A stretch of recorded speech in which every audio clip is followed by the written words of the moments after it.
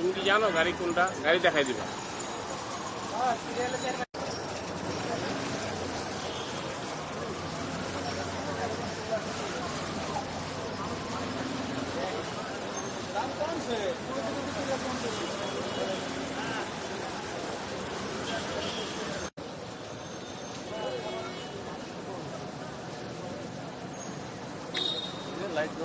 লাইটটা লেগে একেবারে ওইটা পাইতেছিল।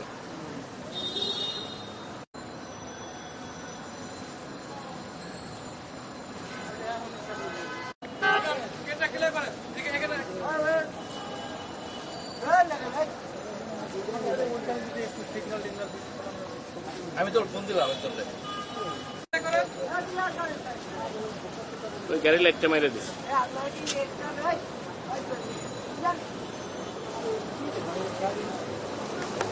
ওই গাড়িওয়ালা যা করলো না,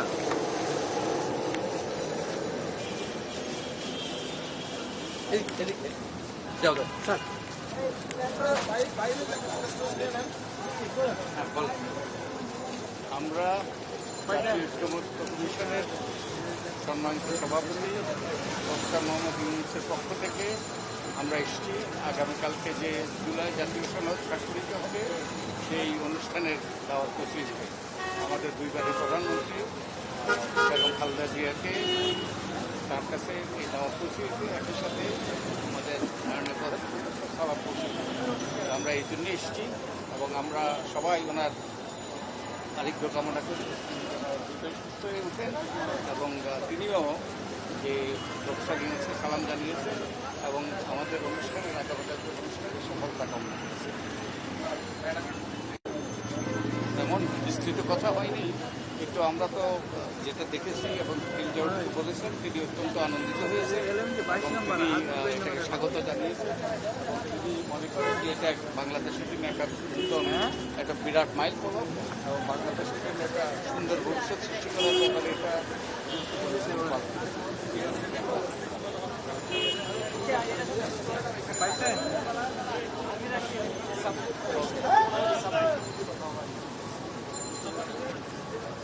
না বলার বলতে আমরা জানি যে কালকে বাংলাদেশে যে জুলাই জাতীয় সনদ 2025 স্বাক্ষরিত হতে যাচ্ছে, এটা বাংলাদেশের রাজনৈতিক ইতিহাসের সবচাইতে বড় ঘটনাগুলোর একটি। গত 54 বছরে বাংলাদেশ রাষ্ট্রের জন্মের পর সংবিধানের বা রাষ্ট্র ব্যবস্থার এত বড় সংস্কারের উদ্যোগ নেওয়া হয়। তো এই জুলাই সনদ স্বাক্ষরের যে ঐতিহাসিক অনুষ্ঠান হতে যাচ্ছে, সেই অনুষ্ঠানে বাংলাদেশের গণতন্ত্রের একজন অবিসংবাদিত নেত্রী হিসাবে বেগম খালেদা জিয়ার উপস্থিতি এটা খুব স্বাভাবিক একটা ডিমান্ড। তিনি শারীরিক কারণে উপস্থিত হতে পারেন অথবা না পারেন, তাকে আমন্ত্রণ জানানো একটা খুবই কি বলবো যে অবধারিত একটা বিষয়। তো জাতীয় ঐকমত্য কমিশনের সভাপতি এবং প্রধান উপদেষ্টা প্রফেসর মোহাম্মদ ইউনূস তিনি খুব অগ্রাধিকার ভিত্তিতে বা বিশেষ গুরুত্বের সঙ্গে তাকে আমন্ত্রণ জানাবার জন্য আমাদেরকে পাঠিয়েছেন।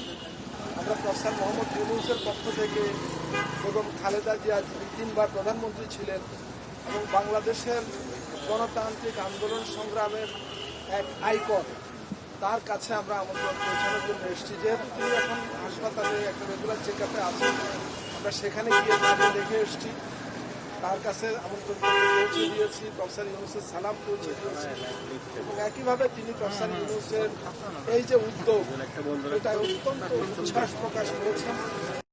এই ঐতিহাসিক মুহূর্তে তিনি বলেছেন আমার শরীর ভালো থাকলে আমি অবশ্যই সেখানে সশরীরে যেতাম, কারণ একটা ঐতিহাসিক মহেন্দ্রক্ষণে উপস্থিত হতে পারাটা একটা সৌভাগ্যের ব্যাপার। তো যেহেতু তিনি হসপিটালে, তার পক্ষে হয়তো সম্ভব হবে না যাওয়া, তিনি এটার সর্বাঙ্গীন সাফল্য কামনা করেছেন। ব্যক্তিগতভাবে প্রফেসর ইউনূসের যে সমর্থন এবং তার যে দোয়া তিনি সেটা আমাদের কাছে পুনঃপ্রকাশ করেছেন এবং তিনি বলেছেন যে এই সংস্কার প্রচেষ্টার সাথে সর্বাত্মকভাবে তিনি এবং তার দল আছে।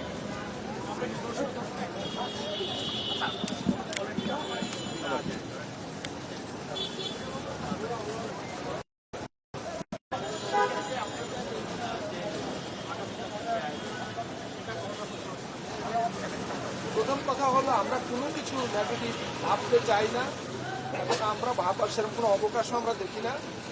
জাতীয় ঐক্যমত্য কমিশনের মাননীয় সহসভাপতি একটু আগে একটি সংবাদ সম্মেলন করেছেন, সেখানে আপনাদের সহকর্মীরা এ বিষয় সহ নানা বিষয়ে তাকে প্রশ্ন করেছেন, তিনি জবাব দিয়েছেন।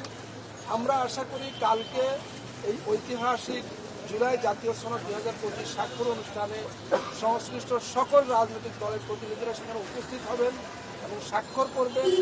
এই সনদ অনুযায়ী বাংলাদেশ এক নতুন গণতান্ত্রিক অভিযাত্রা শুরু করবে, এটাই আমাদের প্রত্যাশা এবং আমাদের বিশ্বাস। ধন্যবাদ।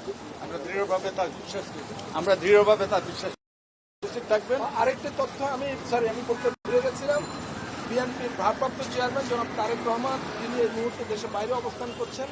ডক্টর ইউনূসের পক্ষ থেকে, মাননীয় প্রধান উপদেষ্টা তার পক্ষ থেকে একটি আমন্ত্রণ পত্র জনাব তারেক রহমানের জন্য আমরা হস্তান্তর করেছি চেয়ারপারসনের একান্ত সচিবের কাছে। দুটো আমন্ত্রণ পত্র ম্যাডাম খালেদা জিয়ার আমন্ত্রণ পত্র আমরা তার হাতেই হস্তান্তর করেছি। তিনি খুলে দেখেছেন, এটার ডিজাইন, এটার লেখা সব কিছু উনি খুবই প্রশংসা করেছেন। বলা বাহুল্য যে এই ডিজাইনটা মাননীয় প্রধান উপদেষ্টা ডক্টর মোহাম্মদ ইউনূসের কনসেপ্টে তৈরি করা হয়েছে। এমন একটা আমন্ত্রণপত্র যেটা প্রজন্মের পর প্রজন্ম সংরক্ষণ করা যায়, একটা ঐতিহাসিক দলিল হিসাবে। আর জনাব তারেক রহমান সাহেবের আমন্ত্রণপত্র আমরা একান্ত সচিবের কাছে হস্তান্তর করেছি।